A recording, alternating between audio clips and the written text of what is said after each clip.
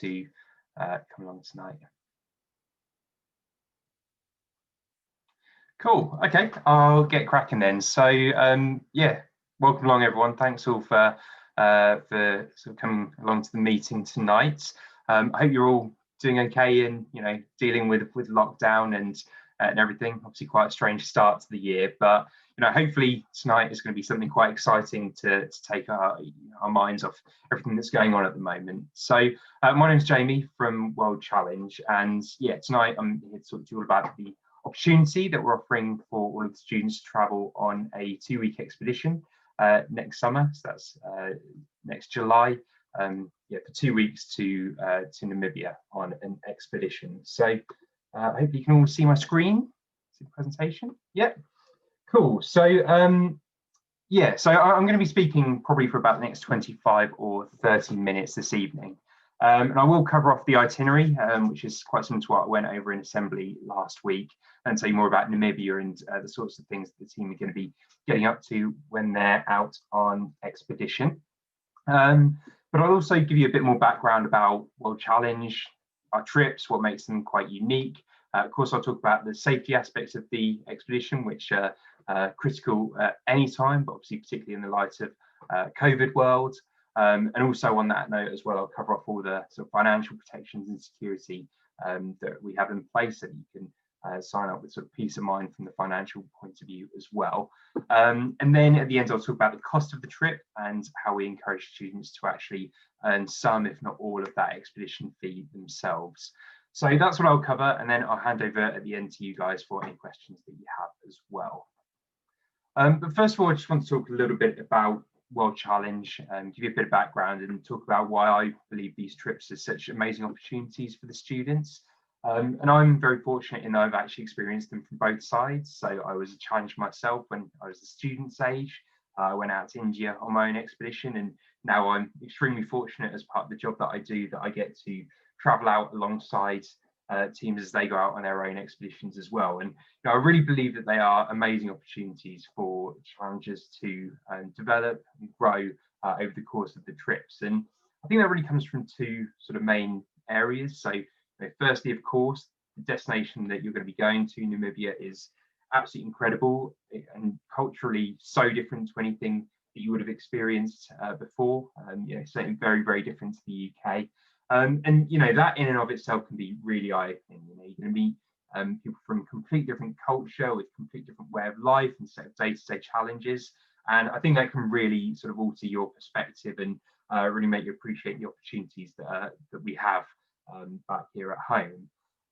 But there's something else that makes World Challenge trips really unique as well, which is that they are we actually ask the students to lead and own this trip as much as possible, and explain how that sort of manifests itself a bit more as we go through the presentation tonight. But ultimately, it's all about creating a challenge for the challengers, and the challenge is probably going to be slightly different for every single person. It might be that day on the expedition when they're asked to step up and be the team leader.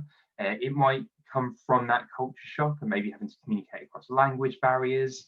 It might come from the physical challenge of the trek, or it might even just come from being away from friends and family for 2 weeks for the first time. But whatever it is, that challenge exists for every single person. And, of course, by facing up to that challenge and overcoming it and being outside of your comfort zone a little bit is where those opportunities to really develop and grow that sort of confidence and resilience and self-belief really come from.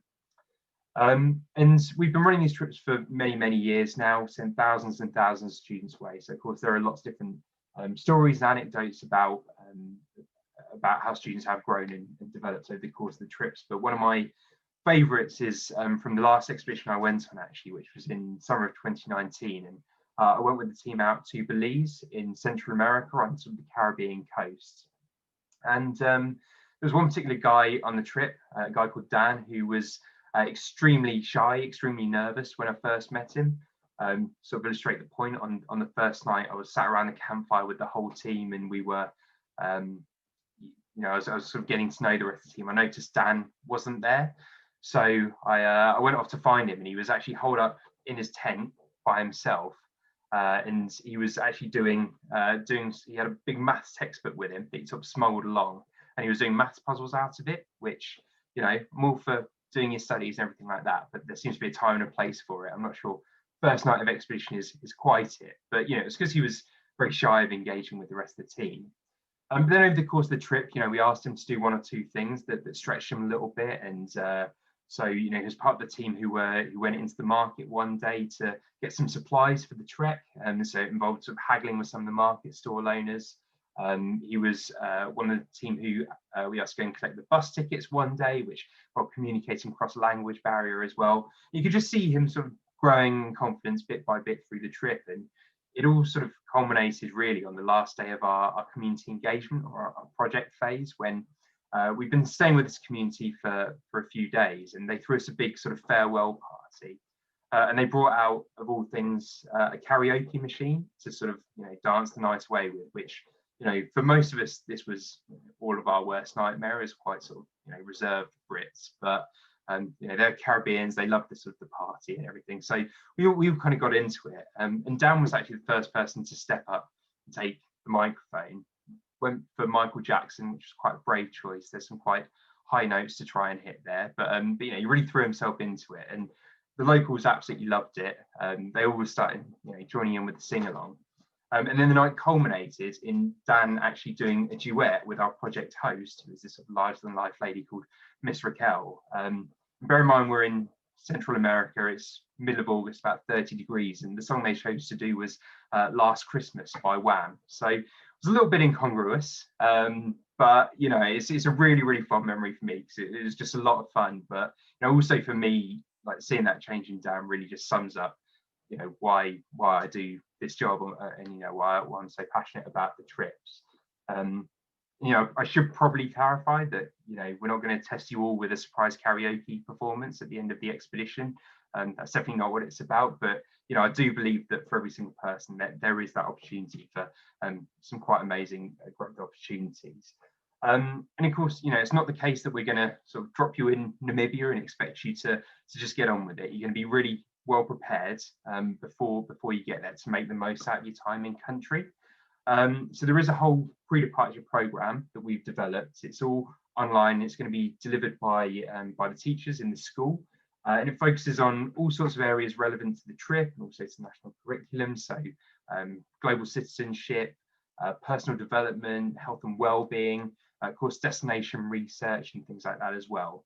So that's sort of on the mental preparation side, I suppose. And then on the physical side of things, you'll also have a training day in school as well, which is focused more on the practical skills. So setting up a tent if you haven't done that before, on Trangias, talking about expedition life and how to stay healthy and safe and hygienic and all of those sorts of things. And that training day is run by your expedition leader, who's going to be, you're going to meet on that day and will then travel with you throughout your 2 weeks in Namibia as well. So that expedition leader is part of the adult leadership team, alongside Ms. Clark and Ms. Lockett, who are on the call tonight. But we call them, you know, the adult leadership team. Really, we ask them as far as possible to step back and really to kind of coach and guide and mentor the students to actually, let's say, lead and own this trip and make the absolute most out of the experience. So, you know, that's kind of World Challenge. That's what it's about. That's the ethos. But, you know, let's get on to, I guess, probably the really exciting bit, which is talking about the country you're going to, Namibia, and the sorts of things that you're going to be getting up to whilst you're out there. And it's a really cool country. I've got a big soft spot for it because my wife actually did a World Challenge to Namibia when she was a student and had an amazing time. And I think one of my favorite sort of stats about Namibia that I think really gives you an idea of what it's like as a country is that it's the second least densely populated country in the world for humans, but the most densely populated for cheetahs. So, you know, there are huge expanses of wilderness. There's incredible wildlife everywhere you go, and there's some really, really cool stuff to explore for the 2 weeks that you're out there. And you're going to start off by flying into the capital city of Windhoek, which is the capital city. I think it's about half the size of Gloucester, just to give you, again, a bit of a sense of what Namibia is like as a country. But you'll spend your first couple of days in Windhoek, and that's really to give you, first of all, a chance to kind of acclimatise and get used to the culture shock and the heat that you're going to experience out in Namibia, but also to sort of find your feet with the logistics as well. So there'll be some really important jobs to do. You'll be going to change your currency, you'll buy a local SIM card, you'll use that to contact our ground teams in country to organise the logistics for the next phases. You're probably going to the markets to get some supplies and all of those sorts of things as well. And you should have some time still to explore Windhoek as well. There's some really cool German colonial architecture. You can go to the National Museum, you can go on a tour of the township there. So there's lots of things to do, but really it's all about preparing you for the first proper phase of your expedition, where we're going to be taking you out into the Namibian wilderness on a really epic trek. We're going to be taking you to the Spitzkoppe region, which is out right in the middle of the desert. And as you can see, there's some pretty dramatic scenery. It was formed by, I think, a volcano that collapsed billions of years ago. Some absolutely astonishing sort of sights and rock formations. I think you'd almost certainly come back with this picture. I think pretty much everyone does. And it's also got some really amazing human history as well as natural history as well. There's actually some Bushman paintings that you'll go and see there that are up to 4,000 years old. So amazing landscape to be trekking through. You're going to be there for 3 days. There definitely is a physical challenge element to the trek, but it's absolutely within everyone's capabilities. It's not designed to be sort of too challenging, and you'll all work together as a team to sort of overcome it.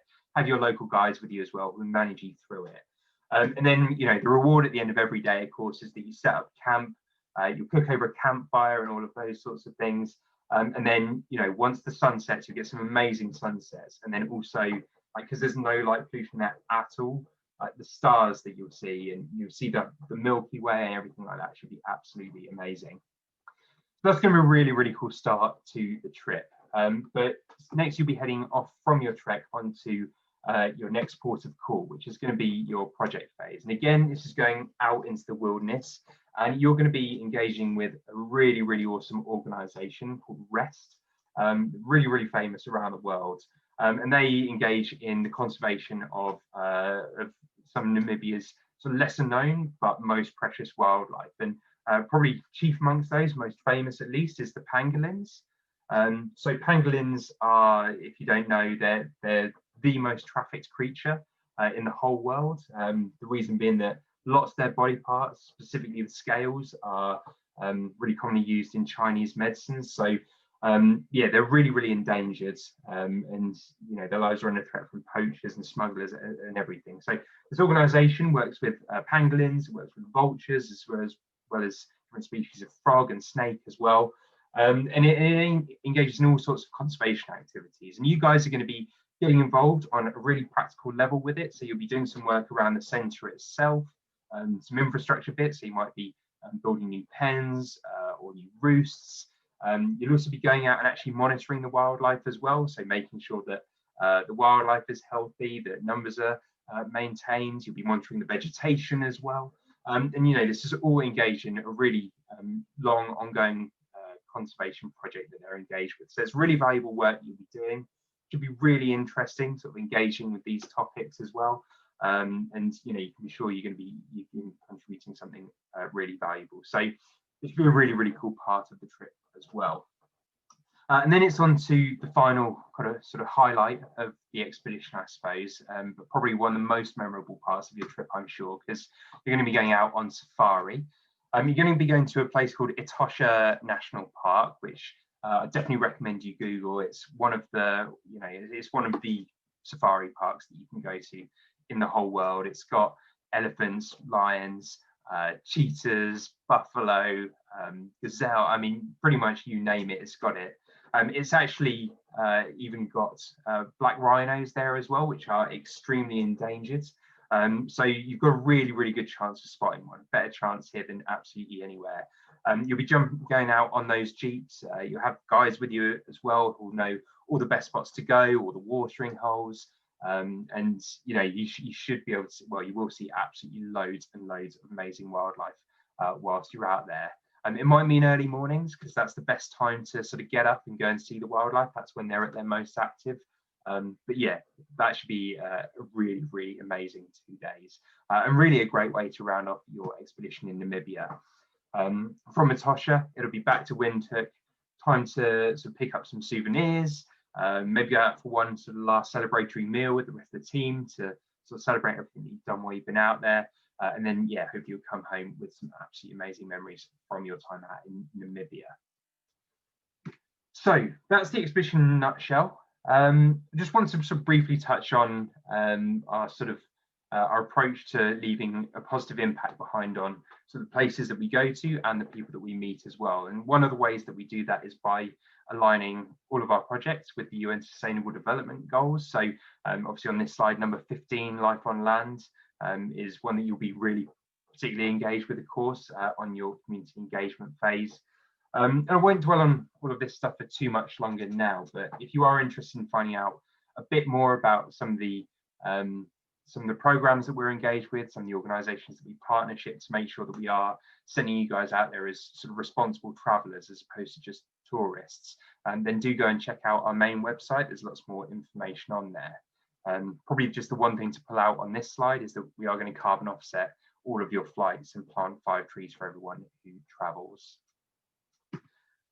The other thing that you probably noticed as I was going through the itinerary is that, you know, we are going to be taking you quite off the beaten track at certain points during the itinerary, and you know, you're going to be doing some quite adventurous activities, you know, particularly out on the trek as well. So of course, along with that does come a certain element of risk, but we've got incredible safety procedures in place to mitigate those risks. And as I say, we've been doing this for 30 years now. So you know, for us, safety is not something that happens just while the team are out in country. It's actually something we're engaged in all year round. So we're always out in country, making sure that we recce all of the treks. We work with all of our in-country providers to train them up to our levels. We have a huge amount of technology that supports the team as well. So they'll have GPS trackers with them, satellite phones as well. And they can use that satellite phone to contact our 24/7 operations centre at absolutely any time. And the Ops Centre will be able to pinpoint exactly where the team is. They'll know that they'll have plans already in place for every eventuality. So evacuation routes, we've got a network of pre-audited medical facilities, you know, really everything that is in place that you'd expect of, you know, a modern travel provider. And again, lots more information on the website if you want to look into this a little bit more. It's also probably worth saying that sitting across all of that, there is the expedition leader as well. And our expedition leaders are, you know, incredibly experienced, highly trained, qualified, well-travelled, experienced. So, you know, they've really seen it all before, and their ultimate priority, of course, is the safety of the team. And then sort of alongside all of those regular safety things, there is, of course, the whole sort of COVID element to things, which has meant some small adaptations to the way that we're running our trips in terms of we have fully private transport now for the teams in country, and various other things as well. Actually, you know, we were really hot even before COVID on things like hygiene, constant hand washing and so on. That was all part of good expedition practice. But if you want to read more about the safety measures we put in place for COVID, then on the landing page we've set up for your trip, up in the top right-hand corner, there's a link called, I think, COVID Safe Booking, and that outlines all of those measures. And it also outlines on that link all of the financial protections that are in place for you as well, because, you know, obviously there's a lot of uncertainty around in the world around all sorts of things, including travel, but we do want you to be able to sign up to this trip with confidence. So, you know, do read the link, but essentially, you know, if this trip can't go ahead for any reasons of safety, COVID or otherwise, then, you know, of course we wouldn't send the team out to that country. We would perhaps look to divert them to an alternative destination if that was appropriate, obviously in agreement with you. But if that's not possible, then you would get a full refund. And that's sort of a World Challenge guarantee, but we're also governed by the atoll package regulations as well. So your money is completely safe if you sign up for the trip. So we'll talk about the cost now then, and I hope you have been on the landing page already, but the cost of the trip is £3,256, and you know that covers everything that I've spoken about so far. So obviously the flights to and from Namibia, all of the living and travel costs while the team are actually out in country, and all of that safety there as well, the equipment, the operational support, the leadership team that travels with the team, and the whole pre-departure program in the build-up as well. And then there's one other thing on this slide that I haven't mentioned yet, which is a really comprehensive medical insurance policy that covers all of the team whilst they're out in country as well. There are a few things that aren't included though, and want to be upfront with what they are so that you can plan for them when it comes to thinking about planning how you're going to raise the expedition fee. They're over on the right. So your vaccinations, now most of the vaccinations you'll need are probably going to be available on the NHS, but there might be one or two that you would need to source privately. It's not really something you need to think about until about 3 months before you go. And visas as well. Now, currently, there's no requirement for a visa for British nationals to Namibia. We don't expect that to change by any means, but if it was to, then that would be a cost for you. Next is kit. So we provide all of the group kits, things like tents, cooking equipment, the safety equipment, medical supplies, and so on. But you will have a kit list that you'll need to provide yourselves, which is really just sort of things that you're wearing, your rucksack, and so on. You don't have to spend a fortune on this. The expedition can be quite tough on nice brand new kits. I wouldn't even recommend taking all of your latest, nicest, shiniest stuff. Think about what you can borrow or get second hand and things like that.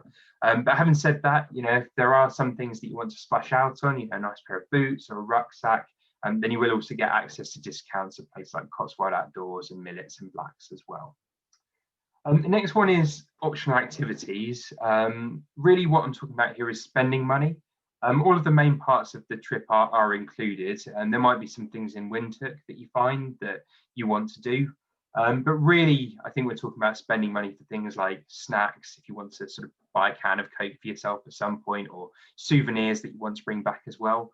For 2 weeks in Namibia, I mean, £100 would be loads. You should come back with absolutely loads of change from that, really. So absolute maximum of £100 for the spending money. And then finally, private travel insurance as well. So from a medical standpoint, you'd be fully covered by our insurance, but you might decide to take out your own private travel insurance. That would cover any personal belongings, like maybe a camera if you take a nice one for the safari, but also for withdrawal as well. So if we cancel the trip because it's unsafe to do so, you'll get a full refund. But if you choose to withdraw, you might be liable to pay a certain amount of the trip cost, which increases as we get closer to departure and we invest money into the trip. So you can get the full details of that in the terms and conditions. So please do have a good read through those. But ultimately, if you get your private travel insurance as well, then that would cover you in that eventuality. So on to my last slide then, which is about the students earning their own place on the expedition. This is a really traditional part of the whole World Challenge experience. And, there's no doubt that this is quite a challenging time to be going about earning your own expedition fee. But having said that, I've heard some really amazing things about what students have been doing. Obviously, quite a lot of online activity at the moment, online selling of arts and crafts, and we've had students making masks and things. But some of my favourite things that I've heard about on the more sort of creative end, one challenger who is breeding giant African snails and then selling them on eBay. Now you might decide you don't want giant snails in your house, who knows? But you might also decide to do what another one of my challengers did, which is to grow Venus flytraps, which is equally as exotic, and selling them, and they're surprisingly expensive actually. So, I think I'd give you those examples because really some out of the box thinking can be a really, really good way to start a small little business like that and can be really good earners. There's also some online events that people have been having really good success with. So quiz nights, or we've had challengers running exercise classes, horse race nights as well. So these are things where you can actually download pre-made packs off the internet and then run those online over sort of Teams or a Zoom or something like we're doing now. Virtual raffles as well. I've actually got a colleague who has twins due to travel on an expedition this summer, so twice the amount to raise. But they did really well off a virtual raffle. They actually managed to get a local Airbnb to donate a week's free holiday as sort of a star prize. So they raised hundreds and hundreds of pounds from that raffle. So, there are still things that you can be doing at the moment. And then, of course, we've still got 18 months before you go as well. So hopefully things are going to begin to open up. You can start doing some of the more traditional events, your quiz nights, your curry nights, those sorts of things. start doing the odd jobs, your babysitting, dog walking, get a part-time job as well. That's obviously a really good way of earning the money. So, still lots of time to raise the fee. One other thing that I would really recommend that you all do straight away is to sign up to something called Easy Fundraising, which you can just Google and that should come straight up. And they're an organisation that we partner with, and they're one of those companies where you sign up, you sort of create your cause, which is the trip, and then you give your special link to friends and family and ask them to do all their online shopping through with your link. I mean, it doesn't cost them anything extra, but anything that they spend, you get a small percentage back. And it's got all of the main online shops on there, supermarkets, Amazon, eBay, Argos, all of the main places. And of course, at the moment with lockdown, so many people are doing online shopping, click and collect, all of that sort of stuff. So it's a really good time to actually earn some really good money from Easy Fundraising. So if you do want to sign up to the trip, that's definitely something that I recommend you get onto straight away, and that's called Easy Fundraising. So that's it on this section, but I guess my last bit of advice would really be to just make a start. That's probably the hardest step. Once you've sort of done something and you start seeing a little bit of money coming in, then it suddenly feels a whole lot more achievable. So yeah, that's just about it really for me. I'll hand over for questions in just a moment, but just to round off how you actually sign up to be a part of the team, and I hope you do. Hope you're excited about the opportunity.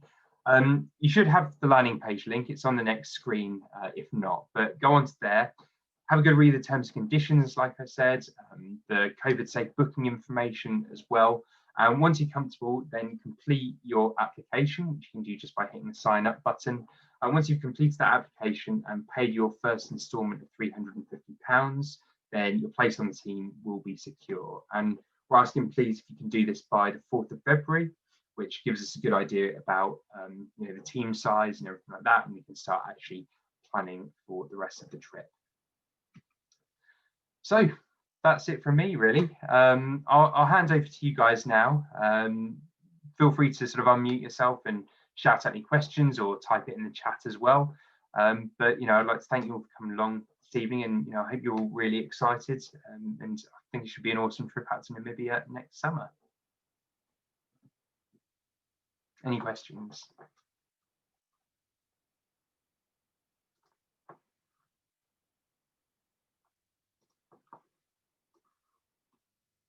So feel free to unmute yourself, or feel free to type them in the chat as well.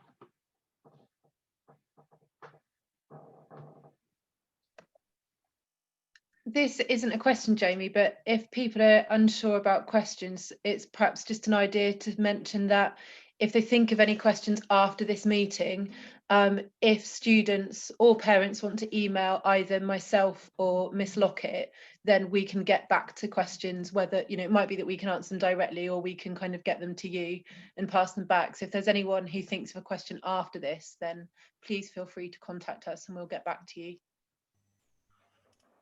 Hi, just wondering about sort of the payment sort of side of things. Is there a payment schedule, and when would the balance have to be paid by? Yeah, so there's two options. So you can either pay sort of monthly by direct debit, or the payment schedule is sort of based off like essentially termly kind of chunks, really. So for that option, if you go onto the sign up link, you'll actually see the payment plan that you can follow. And I think the last payment for the trip would be due about 60 days before departure. So you do have the majority of the time between now and then to get about raising the money. Okay, cool, thank you. Thanks. Something I would just add, if there is anyone sat there thinking, oh, I'd really love to go, but that is a lot of money, which is the sort of most common question that me and Miss Clark had when we did this last year, because we were meant to be going to Peru, but then unfortunately because of COVID, the Peru trip was cancelled, which is why that trip didn't happen, and now we're rerunning this Namibia trip. The Peru trip was significantly more expensive, It was partly more expensive because Peru is a much more expensive country, but it was also partly more expensive because we would have gone for 4 weeks instead of 2 weeks.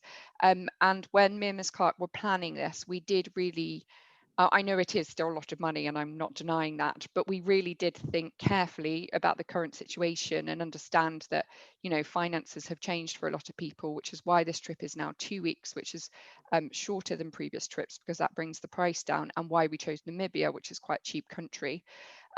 So we have thought carefully about that. That's one thing. And the second thing is, as Jamie's already mentioned, students, if they can, are expected to fundraise for this and not you as parents to pay for this.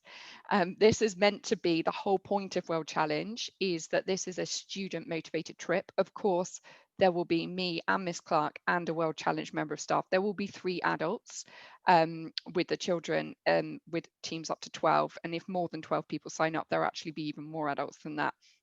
So there will be lots of adults on the trip, but really it is meant to be a student-led trip, and they get to make a lot of decisions about their itinerary, and they also are meant to pay for it. And last year, so you get 18 months to fundraise. The most common way students fundraised were part-time jobs, things like babysitting, or those who were old enough getting jobs in things like supermarkets, paper rounds, that kind of thing. For a lot of students, that raised them hundreds of pounds. Another common way was asking for it as birthday and Christmas presents. You know, if you know, their grandparents normally give them 50 quid for Christmas, then instead they asked for that 50 quid in cash, and that went towards the trip. So forfeiting birthday and Christmas presents was another really common way that students got their money. And also every single event we had at school, we ran refreshment stalls and we did fundraising that way. Obviously, due to COVID, there have been less school events recently, but we would continue that, assuming school events continue. And the Peru trip was about £4,000, and it was cancelled in March, so only 3 months before the trip was due to depart. So the students already had that money together, and they did have that money, and the vast majority of students completely fundraised that by themselves. That was not their parents paying for it. So they managed to get twice the amount of money in the same period of time. So 18 months really is enough time to get the cost of this trip, and they really can do it all by themselves without you as parents having to pay. And we can put them in touch with students who have gone in the past to give them lots of ideas. So please don't worry about the cost. There are lots of ways around it. Yeah, thanks, Casey. Yeah, it's true. I know it always does look like sort of a big number at the start, and you know it is a lot of money. But it's really achievable. You know, we do see students come up with all sorts of amazing ways of earning the money, and you know it really is achievable. But it's why I said, you know, my number one bit of advice is just to come up with something at the start to start getting it in, because it just helps really keep that motivation up, and that's sort of the biggest key, really.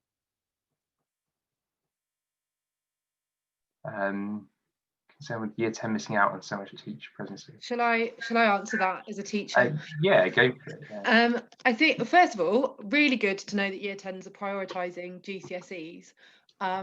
So it's good to know that you're kind of motivated in that way. But I wouldn't let that put you off if this is something that you want to do, because as much as I totally agree that your GCSEs should be your priority, they shouldn't take over your life.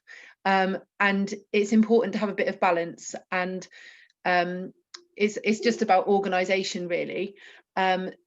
So, you know, we'll be helping you with planning fundraising events and that kind of thing. But if you weren't signing up for a trip, then you would probably want to have something else going on alongside your studies and alongside the catch up. So I think it would be the case that if you sign up for this trip, then the fundraising would just be one of your kind of other activities, because you cannot be, and even as a A-level teacher, I would say you shouldn't be studying 24/7.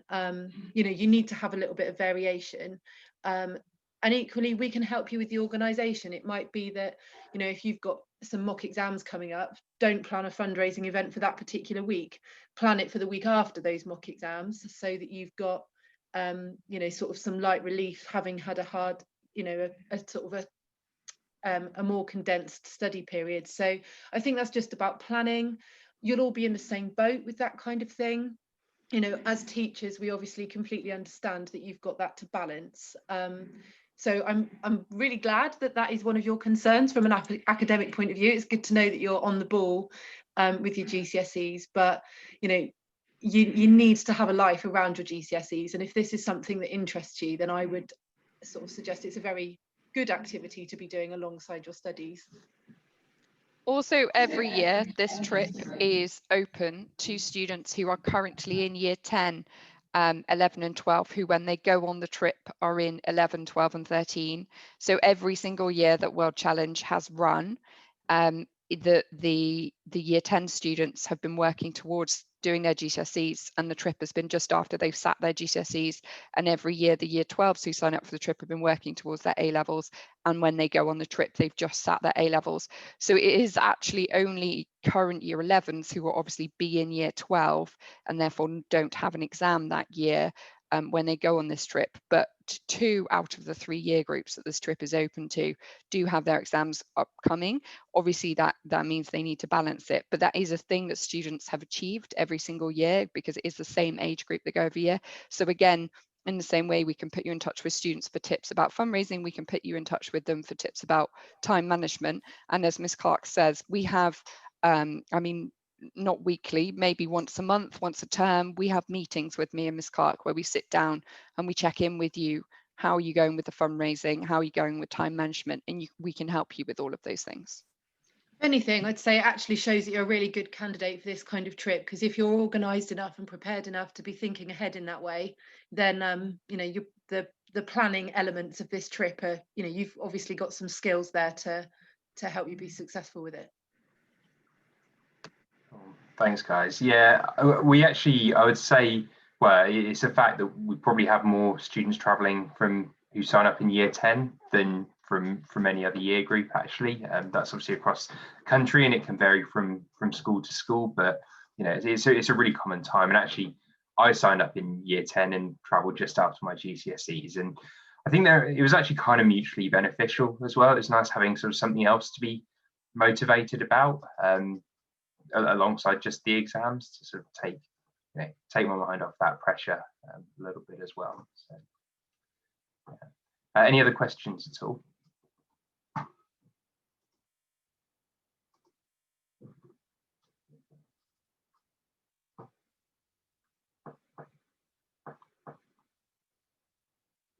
Yeah, COVID has thrown a spanner in the works. That's probably one of the biggest understatements going, right? Yeah, it's obviously thrown in a spanner in the works for all sorts of things. But you know, some, as I said, some of the online things that people have been doing is pretty amazing. So yeah, and actually, there's lots of ideas that you can find online as well.